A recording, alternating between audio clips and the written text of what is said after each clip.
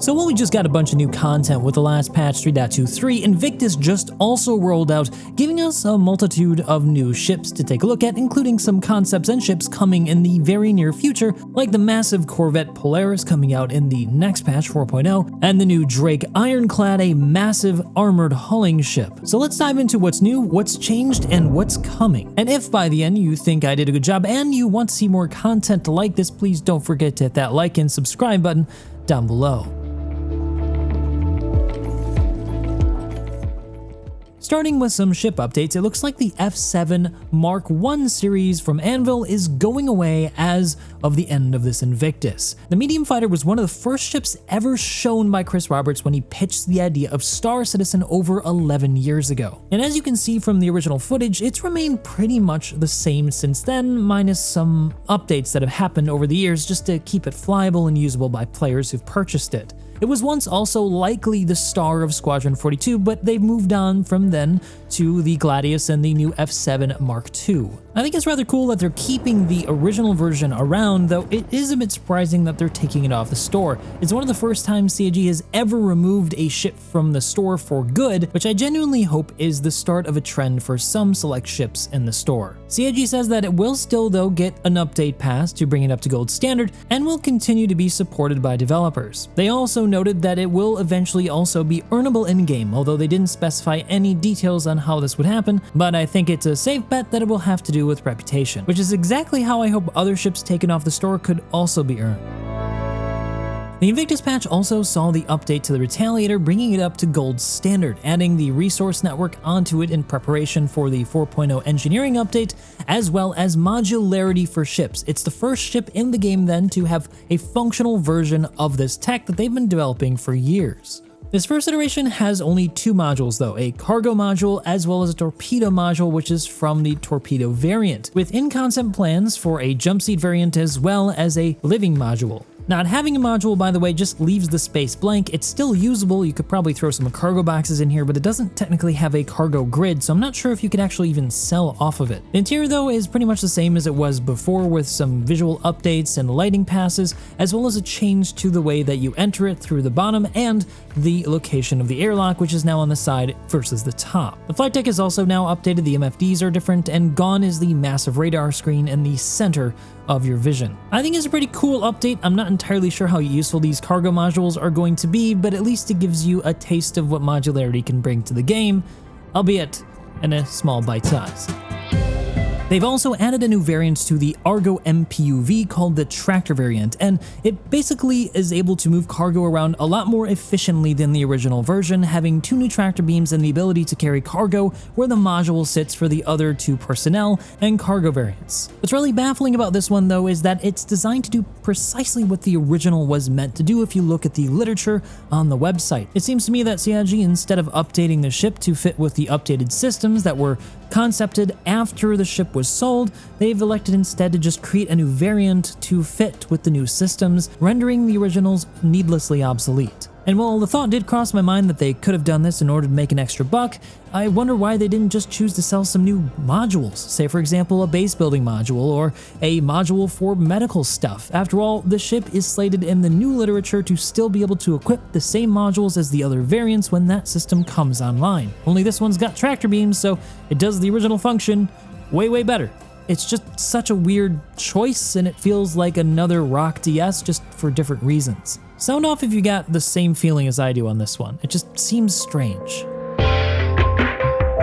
Next is an easy win, the Ursa Medivac version. This has been a requested vehicle for some time now, as it just seemed like the perfect vehicle to do something like this with. It's the same size as the C8R basically, and we don't have a ground vehicle yet for medical rescue. Practically speaking though, it's going to serve the same function as the other medical beds in 3.23. It's going to allow you to respawn on it, which is great for anybody who has a ship that can carry one of these, because it effectively makes it so that you now have the ability to equip your larger ship with a med bay that it didn't have before, which is also going to be especially useful for approaching those new distribution centers that are hostile and almost impenetrable to approach from the air. It will, however, have a much more limited respawn range, so keep that in mind. This is going to be balanced, so be sure to check the patch notes to figure out what it is in the current patch. So what do you think? You want one? I picked one up already for myself. And then there's a variant of one of my favorite ships in the game. The Sabre Raven has got a new brother, sister, however you want to look at it, called the Sabre Firebird. It's basically the same model as the Raven, only it's got some subtle changes and a different function. Instead of having the 2 EMPs of the original Raven, it instead sports a massive missile battery on the bottom part of the ship. When deployed, it can throw out 12 size 3 missiles, 6 at once, with plans to actually add more in the future, as 12 seem like they might not be quite enough to keep this thing interesting and viable in real combat. After all, missiles are quite literally hit and miss. When you run out of missiles though, you've got 2 size 3s mounted next to the cockpit under the wings, and a lot of speed to get in and out of situations when you need to. And this thing is fast. I mean, really fast, especially in atmosphere. So it's a really cool opportunity to get your hands on a Sabre Raven hull. After all, they're probably never going to sell the original version because of the deal with Intel. It was a promotional ship, so they probably have some contractual obligations with them. So pick one up if you're interested. Otherwise, you can wait until 4.0 comes online, where it's probably going to become available for purchase in-game. It's also worth noting that this comes alongside a gold pass on the original Sabre Raven, so if you've got one, go ahead and check it out in your hangar. It's quite a bit more pretty than it was before. Next is not technically a released ship yet, it's the Polaris. We finally got a look at its exterior thanks to it being put on the show floor of Invictus and thanks to it being part of the parade that flies around during the event in-game. So if you haven't checked it out yet, you can check it out in-game right now. If you can locate where the fleet is, personally, I haven't actually been able to find it. Right now, it's just the exterior, as it's a massive undertaking by the ship teams over at CIG. It's taking a huge part of the entire 27-person ship team that we know of to complete it, as big ships like this generally take a year plus in order to complete, according to John Crew, the vehicle director at CIG. And this is actually why we've got so many variants instead of new ships at this year's Invictus show, because a lot of the teams are tasked right now with working on an RSI capital ship. This, like they said at the last CitizenCon, lays the groundwork for being able to do some of the other large RSI ships planned to be in the game, like the Perseus or the Galaxy. And it's planned to be released alongside 4.0. It's a really cool looking big capital ship, and it's really exciting to finally see a military-oriented cap ship come into the game in the very near future. It seems like it's going to be a great ship for such a big, foreign, and hostile star system like Pyro. And it will very likely be the very first big capital ship we have with the new engineering system come online alongside said system, which is also planned for 4.0's release.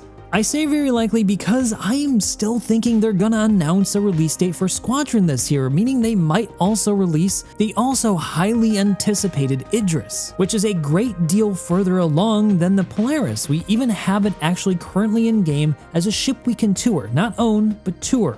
So I'm really hoping for some Polaris vs. Idris action come 4.0. And while I don't currently own one, it's really got me itching to grab for my wallet. They've done a fantastic job on it so far, and I really look forward to doing a full review for you guys when it finally releases to the PU sometime towards the end of this year. I'm guessing around CitizenCon, when the Q3 patch is slated to release. But the next ship on this list, well, my finger is all but on the buy button. I'm talking about the recently revealed Drake Ironclad.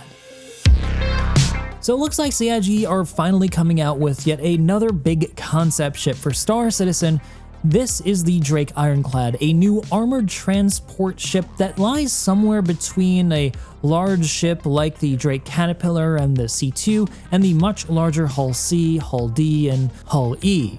But unlike those larger ships, it's actually got a covered bay, hence the armored advertisement, allowing you to go to a lot more sketchy areas. One of the cool things about this ship that I've seen just from the art so far is that it has a top loading bay as well as a front loading bay, allowing you to much more easily load and unload this thing with the current systems they've designed. It shows off how they're able to now leverage understanding how the systems work to design a much better ship, but also makes me think that some of the older ships could use a bit of an update to make them fall more in line with what systems are today. But unlike with the Argo variant, I don't feel like this thing is a waste or unnecessary. I feel like it fits a really cool spot in between two ship sizes and offers an alternative way to transport cargo in a lot more dangerous areas. After all, say for example, transporting cargo in Pyro is going to be a lot more difficult than in Stanton. You don't want your cargo hanging off your ship when you're parked at a station. And of course, it also looks like the perfect pocket carrier.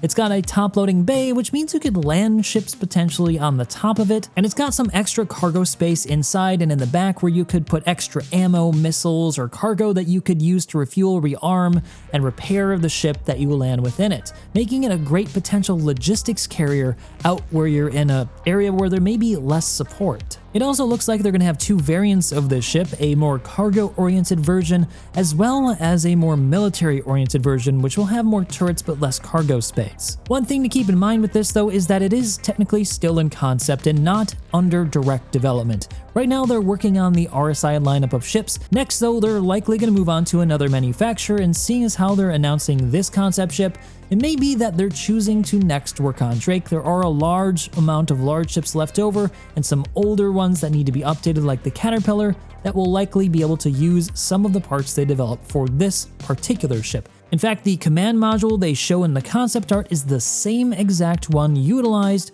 for the Caterpillar. Now, in terms of how much this thing is going to cost, I have no idea just yet. It's not yet up on the website. It will be available within the next couple of days when it goes up for the Drake Defense Con event, but it's likely going to be in the $600 to $900 range. That'd be my guess. So it's not going to be cheap. So before you press the buy button, just keep in mind that it's probably 2 to 3 years likely away at the least. But what do you guys think about this year's Invictus? Were there enough ships to grab your interest, or did you feel it was a bit light? Personally, I think because they're working on the Polaris, it's made the new ship lineup a bit on the lighter side in a time where they probably could use to add a few more ships that people could spend money on to shore up funding. I know that sounds crazy, but if you track their funding, they do kind of need it given how big they've become and how much money they spend on the project. And speaking of support, if you guys ever want to support the hard work that I put into making these types of videos, because they do take a lot of time to put together, you might consider becoming a Patreon member, because I have a Patreon and it's been something that I've had for quite some time. And one of the perks I have to say thank you guys for supporting me is to feature randomly one of your referral codes on my video. I know a couple of you guys who've supported me have gotten javelins from it, which definitely isn't a guarantee, but it's a pretty darn cool return on investment. So check it out if you're interested. Other than that, guys, what did you think? Did you like the Drake Ironclad? Did you like any other ship? What's your favorite? Let me know down below. Otherwise, I hope to see you guys in the next one.